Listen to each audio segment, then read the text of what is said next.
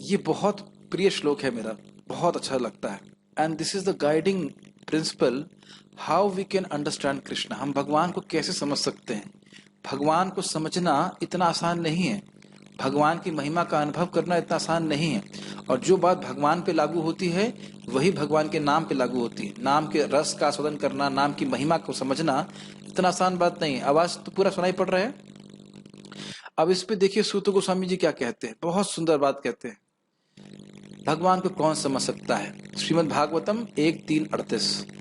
सवेद धातु पदवीं परस्य दुरंत वीर्यस्य रथांग पाणे यो मायया संततयानुवृत्त्या भजेत तत्पाद सरोज गंधम।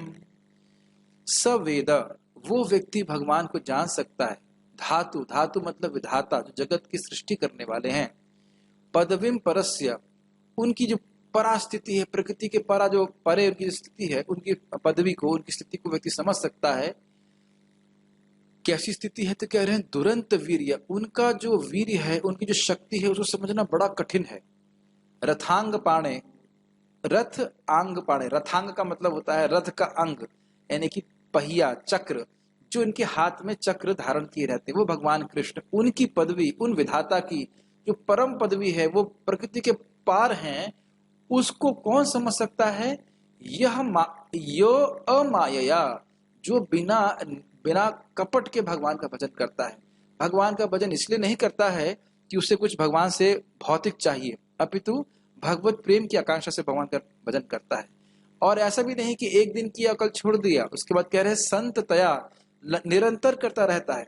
और अनुवृत्त्या, अर्थात अनुकूल भाव से, कृष्ण को प्रसन्न करने के भाव से अगर करता है, क्या करता है, भजेत तत्पाद सरोज गंधम, भगवान के चरण कमलों के, जो चरण कमलों के गंध है, उसका भजन करता है। मतलब भगवान श्री कृष्ण का श्रवण, कीर्तन, स्मरण, वंदन, इस प्रकार से नवदा भक्ति में या किसी भी एक भक्ति में निरंतर निष्कपट और अनुकूल भाव से अगर लगा रहता है, तब वह भगवान को समझ पाता है। क्योंकि भगवान को हम उनकी कृपा से ही समझ सकते हैं।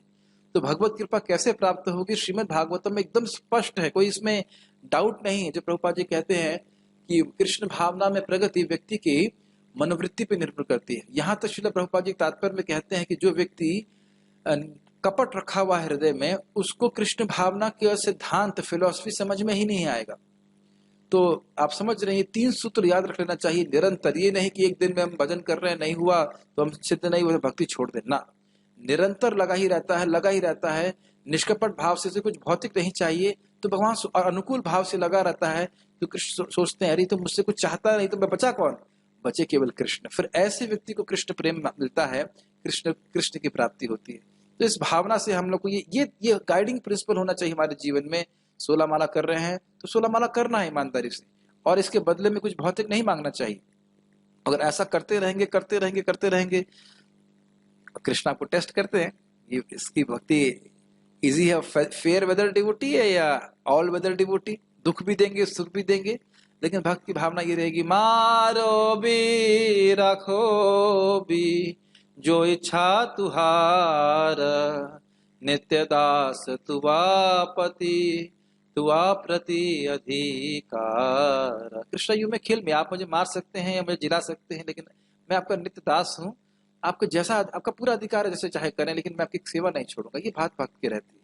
और ऐसा भक्त अगर जीवन भर बस भक्ति करता ही रहेगा, तब कृष्ण उसके हृदय में स्फुरित होंगे। महाराज जी बता रहे थे बहुत साल भजन करने के बाद भगवान के नाम की महिमा हृदय में स्फुरित होती है।